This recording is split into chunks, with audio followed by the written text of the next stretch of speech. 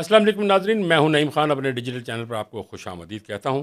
ناظرین، آج میں اپنی ویڈیو کا آغاز ایک شعر سے کروں گا کہ ہم نغمہ سرا کچھ غزلوں کے، ہم صورت گر کچھ خوابوں کے، ہم نغمہ سرا کچھ غزلوں کے، ہم صورت گر کچھ خوابوں کے، بے جذبہ شوق سنائیں کیا، کوئی خواب نہ ہو تو بتائیں کیا۔ ناظرین، اب شوق کی بات یہاں پہ آئی کہ جذبہ شوق، تو آج جذبہ شوق جاگ پڑا، اور وہ جو خواب جو کہا نا کہ جو کوئی خواب نہ ہو تو بتائیں کیا، تو آج وہ خواب بھی ہم آپ کو بتائیں گے کہ خواب کس طرح آیا اور اس کی تکمیل کیسے ہوگی۔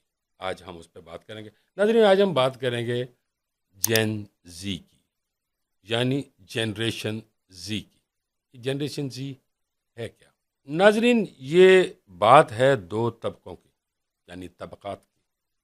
ایک جو وراثت لے کر آیا، موروثی، اور دوسرے وہ جو طاقت کو چیلنج کرتی ہے۔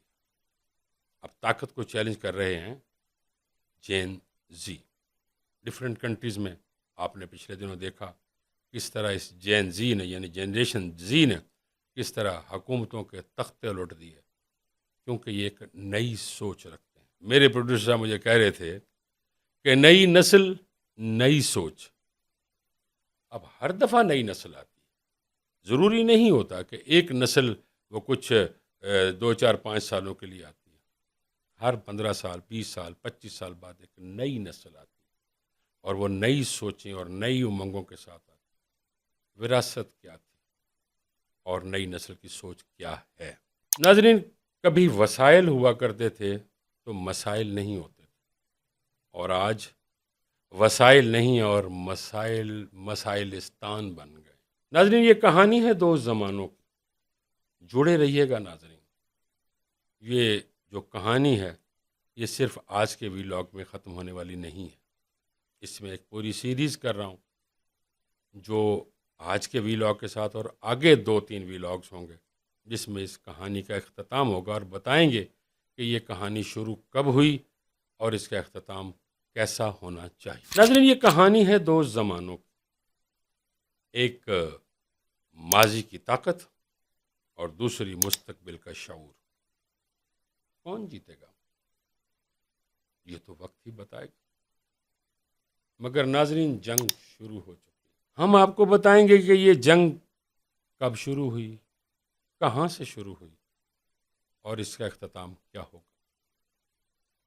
غور سے سنیے گا ناظرین۔ دنیا کی موجودہ فکری اور سیاسی فضا ایک نئی تقسیم لے چکی ہے، جو خاندانی سیاست اور خود ساختہ جد و جہد پر مبنی نہیں، بلکہ دو مختلف نسلوں کے درمیان ہے۔ ایک وہ جو خاندانی نظام، یعنی وراثت لے کر پروان چڑھی، اسے ہم نیپوٹزم کہتے ہیں، یا نیپو کڈز یا نیپو بیبیز کہتے ہیں، اور دوسری وہ جو ڈیجیٹل شعور اور فکری آزادی کے درمیان پلی بڑھی ہے، وہ ہے جنریشن زی، جو دنیا میں اپنی مرضی کے ساتھ نظام بدلنا چاہتی ہے۔ یعنی یہ وہ نسل ہے جو یہ چاہتی ہے کہ شتر بے مہار کی طرح چلا جائے۔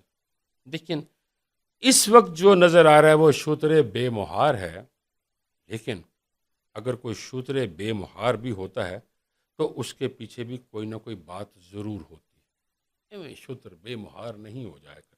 جنریشن زی 1997 سے 2012 تک وجود میں آئی، اور ان کا جو یہ کہنا ہے کہ وہ ہم کسی روایت کے پابند نہیں، یہ جنریشن سوال اٹھانے کی عادی ہو چکی۔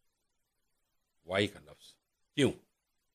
اگر یہ جنریشن اپنے باپ سے بھی بات کرتی تو یہ کہتی ہے کہ بابا آپ نے یہ کیوں کیا، اور اگر بابا چونکہ وہ نیپو ہیں، وہ اس چیز کو پسند نہیں کرتے، وہ سنب کرنے کی کوشش کرتے اور اس کا جواب دینا مناسب نہیں سمجھتے، لیکن یہ آج کی جو جنریشن زی ہے وہ اپنے باپ سے بھی جواب لے کر ہی جان چھوڑتی۔ یعنی یہ لوگ کیوں جنریشن زی کہلوائے؟ ہر دور میں لاکھوں کروڑوں سال پہلے سے بھی اگر دیکھا جائے ناظرین، تو سلسلے نئی نسلیں جنم لیتی رہتی، اور نئے معاملات اور نئی سوچیں اور نئی فکری ہم آہنگی کے ساتھ چلتے ہیں. ہم آج یہ نہیں کہہ سکتے کہ یہ جنریشن زی آج کی پیدا ہو، نہیں، یہ شروع سے رہی. آپ کو ایک چھوٹا سا قصہ سنا دیتا ہوں کہ موروثیت تھی فرعون کی طرف. فرعون موروثی شخص کے ساتھ بادشاہ، پھر بادشاہ، پھر بادشاہ، پھر اس کا بیٹا بادشاہ، پھر بادشاہ بنتا ہے. اسی موروثیت کے گھر میں جنم لیا موسیٰ نے، اور وہ جنریشن زی کا آغاز تھا کہ ہم موروثیت کو نہیں مانتے. موروثیت کیا ہے؟ خود ساختہ، یعنی اپنی عبادت کروانا. عبادت سے اب یہ مراد نہیں ہے کہ سجدے کیے جائیں، اپنی مرضی کرنا. جیسے خدا ہیں، ان کو ہم کہتے ہیں اللہ صمد، اللہ بے نیاز ہیں. تو اگر اس چیز کو انسان اپنی طرف لے کے آتا ہے اور وہ یہ کہتا ہے کہ میں ہی طاقتور ہوں، میری ہی بات مانی جائے، مجھے ہی میرے احکامات پہ ہر طرح عمل کیا جائے، تو وہ ہے موروثیت. موسیٰ علیہ السلام اس دور میں آئے اور اسی گھر میں ان کی پرورش ہوئی، یعنی موروثیت کے زیر اثر پرورش ہوئی. لیکن موسیٰ نے موروثیت کو اپنایا نہیں، نہ اس کو کہا کہ نہیں، کیونکہ وہ ایک نئی سوچ تھی، اور وہ نئی سوچ تھی جنریشن زی، اور جنریشن زی کا آغاز وہیں سے ہو گیا. اس وقت جنریشن زی نے موروثیت کو، نیپوٹزم کو للکارا اور معاشرے کو صحیح سمت کی طرف لے کر گئے. اب معاشرے میں جو لوگ ان کے ساتھی تھے یا ان کے پیروکار تھے جنریشن زی یعنی موسیٰ علیہ السلام کے، تو وہ یہ سمجھتے تھے کہ واقعی تبدیلی آنی چاہیے. اور تبدیلی کیا آنی چاہیے کہ موروثیت اور احکام کا بالکل مین و عن ماننا یہ ضروری نہیں ہے. ہر شخص کی اپنی ایک سوچ ہے، اور وہ ہر سوچ کو لے کر ہر شخص اپنے سوچ کے زاویے کے حساب سے چلتا ہے. اب یہاں ایک مسئلہ آ جاتا ہے کہ میں نے ابھی عرض کیا تھا کہ شترے بے مہار ہیں. شترے بے مہار اس لیے ہو گئے کہ اس جنریشن زی کا کوئی لیڈر نہیں. یہ ناظرین ایک بغاوت کا عنصر ہوتا ہے کہ جب نیپوٹزم والے آتے ہیں اور نیپو کڈز اور نیپو بیبیز جو سے ہیں وہ اپنے معاملات کو اپنی مرضی سے منوانا چاہتے ہیں، امپلیمنٹ کرواتے ہیں. کیونکہ نیپوٹزم کیا چیز ہے ان کو تو کبھی اندازہ بھی نہیں ہوتا نا کہ غربت کیا چیز ہے. یہ تو سونے کا چمچ لے کر پیدا ہوتے ہیں، اور جو اپنے باپ یا دادا کو دیکھتے ہیں کہ لوگ کس طرح ان کے سامنے سر جھکاتے ہیں اور لوگ اپنے خواہشات کو قربان کر دیتے ہیں، لیکن ایک ہی مانتے ہیں. پھر ایک نئی چیز جنم لیتی ہے اور وہ ہوتی ہے بغاوت. اور وہ بغاوت کس سینس میں آتی ہے کہ ہم نے موروثیت کو نہیں ماننا. ہمارے بھی مسائل ہیں، ہمارے بھی مسائل کو حل کیا جائے. جیسا کہ میں پہلے عرض کر چکا ہوں کہ کسی نہ کسی، یعنی چاہے وہ نیپوٹزم والے ہیں یا جنریشن زی ہے، ایک لیڈر تو ہوتا ہے نا. اب یہاں ان کا کوئی لیڈر نہیں ہے، یہ صرف سوال کرنے کے عادی ہیں، اور سوال کا جواب بھی اپنی مرضی کا چاہتے. تعلیم صرف اب ڈگری کا نام نہیں رہا، بلکہ یہ خود آگاہی کا نام ہے. اچھا، خود آگاہی کیا ہے؟ کہ میں جو جانتا ہوں، جو میں نے پڑھا ہے، جتنی عمر میں نے گزار لی ہے، مجھے میری مرضی سے چلنا ہے. اب سوال یہ پیدا ہوتا ہے کہ اگر کوئی رہنما نہیں ہوگا. اچھا، رہنمائی سفید بالوں سے ناظرین نہیں ہوتی، عمر کے ساتھ بھی نہیں ہوتی، شعور کے ساتھ ہوتی. کہ آپ کے اندر شعور کتنا ہے. ہم نے بہت سارے، آپ لوگوں نے بھی بہت سارے بزرگ ایسے دیکھے ہیں کہ جن کے اندر عمر تو ہے، بالوں کی سفیدی بھی ہے، چہرے پہ رنکلز بھی ہیں، زمانہ دیکھا ہے، لیکن شعور نہیں. اب اس جنریشن زی کا کام صرف یہ ہے کہ سوال کرنا، اور اس کا کوئی حل نہیں. مسائل ہوتے ہیں، کس جگہ پہ مسائل نہیں ہوئے. اگر دین کی طرف جائیں تو کس نبی نے مسائل نہیں دیکھے، کن کن نبیوں کے ساتھ کیا کیا زیادتیاں نہیں ہوتی رہیں. لیکن مسائل اس وقت بھی تھے، آج بھی ہیں. تو مسائل کا حل یہ نہیں شدت پسندی، جیسا کہ سری لنکا میں ہوا، آپ نے دیکھا ناظر، اور پھر نیپال میں کیا ہوا، بنگلہ دیش میں کیا ہوا. وہی موروثیت چلتی آ رہی تھی نا، کہ وہی موروثیت. اچھا، اب جب لوگوں نے حملہ کیا ہے، جو میں نے لفظ ایک بغاوت کا استعمال کیا اس وقت تو مجھے استعمال یہ لفظ نہیں کرنا چاہیے، لیکن بنتا یہ ہے کہ لوگ کس طرح باغی ہو جاتے ہیں اور یہ جنریشن زی کا ممبر بن جاتے ہیں۔ اب وہاں کیا ہوا؟ موروثیت تھی بنگلہ دیش میں، نیپال نے سوشل میڈیا پہ پابندی لگا دی، اور اسی طرح سری لنکا میں بھی موروثیت چلتی آ رہی تھی، جو سلسلے چل رہے تھے۔ ہوتا کیا ہے کہ جب نیپو بیبیز ہوتے ہیں وہ اپنے طریقے کے ساتھ چلتے ہیں، لوگوں کو دبا کے رکھنا چاہتے ہیں، لوگوں کی خواہشات ختم کر دینا چاہتے ہیں، لوگوں کو ان کی مرضی سے جینے کا حق نہیں دیتے، تو پھر اس طرح کی چنگاریاں جنم لیتی ہیں، پھر وہ ایک بڑی آگ کی صورت اختیار کر لیتی ہیں، اور اسے کہتے ہیں آج کے لفظوں میں جنریشن زی۔ ناظرین، جن زی کیا سوچتا ہے؟ جن زی ایک کلک کے ساتھ یا سکرول کے ساتھ سب کچھ بدلنا چاہتا ہے۔ سیاست ان کے لیے انتخاب نہیں بلکہ مزاحمت ہے۔ میں نے پہلے عرض کیا تھا ناظرین، سوال صرف، حل نہیں۔ پہ جاؤ، نہیں چھڑنا، مطمع نظر کچھ بھی نہیں۔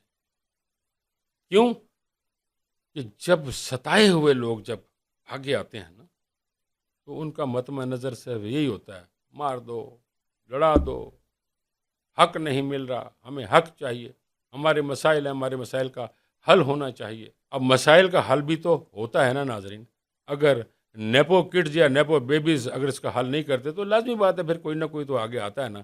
اور ناظرین، اب مذہب کو اجتماعیت کی بجائے انفرادیت پر اتر آئے ہیں، یعنی ان کا اپنا مذہب ہے۔ آپ اندازہ فرما لیجئے کہ اگر آپ سوشل میڈیا کو ناظرین اگر آپ سکرول کر رہے ہوں، تو اگر آپ دیکھ رہے ہوں تو ایک آیت لے کے رکھی ہوتی ہے۔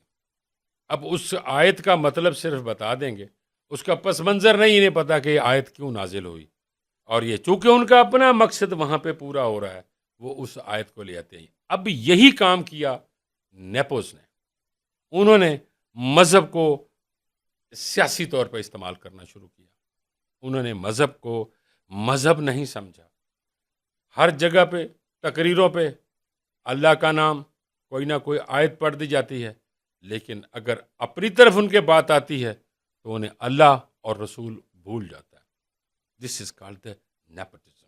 اللہ نے کہا اور نبی نے کہا کہ بائی الیکشنز بھائی اپنا اپنا نمائندہ چن لیا جائے، لیکن موروثیت نے کہا نہیں۔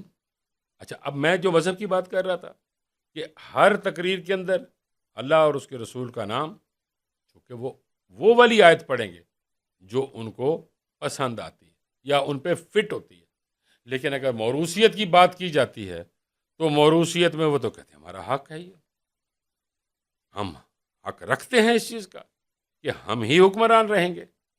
اب جب وہ حکمران رہتے ہیں تو انہیں حکمران رہنے کے لیے کوئی نہ کوئی غلط طریقہ ضرور اختیار کرنا پڑتا ہے، جو کہ مذہب کے خلاف ہو جاتا ہے۔ اب اگر ہم مذہب کی طرف آتے ہیں تو دونوں جین زی بھی اور نیپو کڈز اور نیپو بیبیز بھی ایک پیج پر ہیں، مذہب کے معاملے اپنی پسند۔